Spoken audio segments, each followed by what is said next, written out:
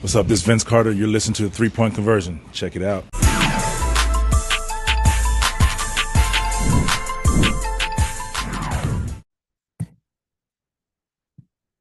Oh, we'll start with Sydney. Yeah. Yeah, even on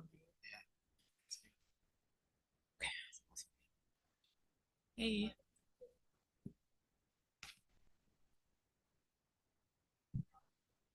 I would give props to BG because she was just so solid, strong in that paint. Like nobody could guard her today. And you could see that. And obviously she had some things going on, but the way she just persevered, that's also really inspiring as your teammate. And you just keep going because you have no excuse yourself. Isaiah. What was the key to victory for you guys? Yeah, I can go first. I would say energy. That was the thing. We felt that throughout the day, but also throughout the week of preparing ourselves. And we were just sharp today. We did what we wanted to do. We executed and won those 50-50 balls that are just needed to win a basketball game. And I think everything just came together. And even winning the game in the end, like Katie Lou was phenomenal today. So people just stepping up and showing who they are. Sorry. Can we go to Seth? Seth.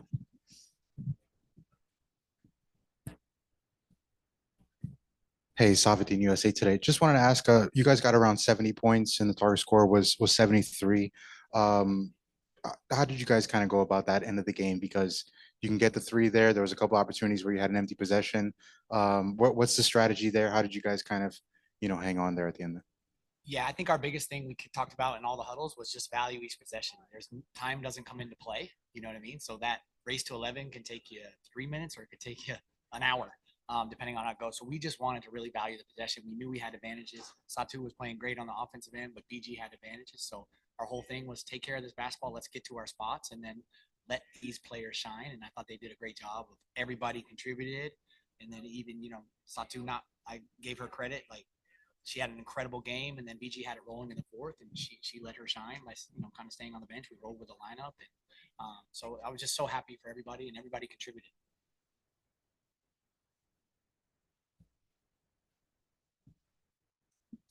Alanis Timms with the AP. Satu, for you, going into this second week of games, knowing how the pace of the games has been, and it was very physical tonight as well. Can you kind of explain what it's felt like on the body and getting your conditioning kind of used to the pace of these games? It's very different, especially when you have to run the floor because we're used to a longer court. So Tasha passed it one time and I was already under the basket, and that just threw me off. So these things happen by just doing it and being aware of it. And we're pros, so we're able to adjust in a short time. And I think that's what we did from the first week to the second week.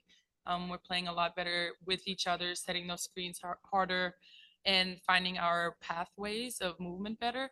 So it's definitely a lot more fun when you have to think less about a new game, because that's quite frankly what it is. We're figuring it out. We have a great coach who then dissects the practices and the games that we have played, and then we adjust. So I'm sure that we will do a lot of things better tomorrow even, and then I'm excited for week 3 already, and just to see our improvement as players and as a team together.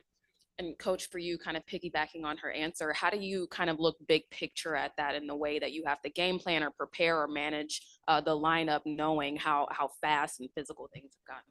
Yeah, I mean, at the end of the day, the heart of all of this is development. So you keep challenging them, you keep put them in situations where they can be successful, and we're learning. Like, this is like the 5th day in a row that we've had 5+ players. You know what I mean? So we're just stacking these days and getting better and getting more comfortable with each other. And we'll have our challenges tomorrow with the Lunar Owls, and we're coming off a back-to-back, but which is great. Natisha, we're going to rely heavily on her tomorrow, to push the pace for us again. So now we got to be strategic in that, which is great. When we have, what I love about our roster is we're very versatile, and we used BG tonight. Satu played incredible, but Tasha and Natisha can push the pace. Lou is an incredible cutter, plays hard, screener, she can shoot. So I thought we did better, and especially as it was on me to challenge myself to put them in better spots to be successful. And now we're finding our rhythm, and so we're having a lot of fun. We'll take a couple from Zoom. Nat.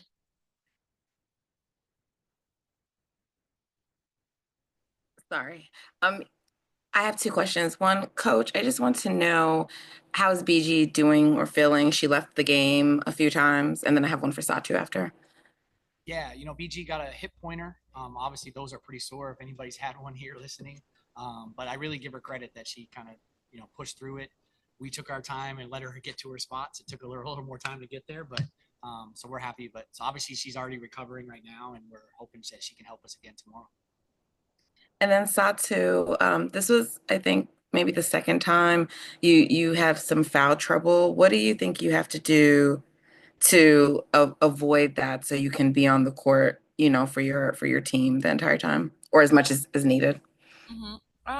I just have to be able to adjust to the physicality of the game. I wanted to come out a little bit more aggressive, but obviously I also have to learn to be smarter, especially with the last two fouls, just knowing that I need to stay on the floor. But I am an aggressive player and I lead by example by that too. So I just feel like I'll sharpen things up, but I definitely, won't play less aggressive because that's also my game. Thank you. Just less fouls. Thanks. We'll go to Willie on Zoom. Thank you. Satu, you obviously faced someone like Courtney Vandersloot during the WNBA season, second all time with assists. But now with 3-on-3 and even more space, can you just talk about what's so difficult to defend and gauge what someone like she does when she's handling the rock and just what she's meant to women's basketball? I mean, Sloot is elite. I had the honor of playing with her in Fenerbahce, and I would say in those 2-3 months, I've learned so much from her, just the way she sets the game up, and she always dictates the pace. And it's just really great, even playing against her. Like, you can tell she's always on it, and she reads the game.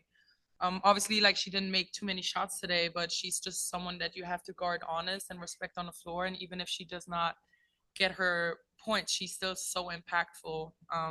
Yeah, even defending. And even, when you roll onto her in a mismatch, like, she's a guard that you think twice, okay, it's a little harder to post her up, even though you have that mismatch. So that speaks to her character, and you see how hard she works. Like, that's why she is who she is. It's amazing what she always puts into the work, like in the weight room, in the gym. She's really someone that I look up to. Thank you. Last two here. Two-part question for you, Satu.